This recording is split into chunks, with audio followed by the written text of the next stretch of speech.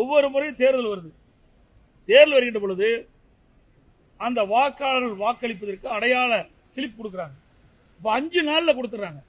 ஒரு பாகத்தில் இருக்கின்ற அனைத்து வாக்காளர்களுக்கும் 5 நாட்களில் அந்த பூத் ஸ்லிப் கொடுக்கப்பட்டு அவர் போய் வாக்களிக்கிறாங்க. அப்படி இருக்கின்ற பொழுது 1 மாதம் கொடுத்துருக்குறாங்க. ஒரு பாகத்திற்கு சுமார் 1200 வாக்குகள் என்று வைத்துக் கொண்டார் கூட சுமார் 300 வீடு தான் இருக்கும். அதுக்கு மேலே இருப்பதற்கு வாய்ப்பே இல்லை. அப்படி 300 வீடு இருக்கின்ற பொழுது ஒரு நாளைக்கு 50 வீடுனா கூட 6 நாள் கூடுதல் 2 நாள் எடுத்துட்டா 8 நாளில் இந்த படிவத்தை அனைத்து வீடுகளிலும் கொடுத்துடலாம்.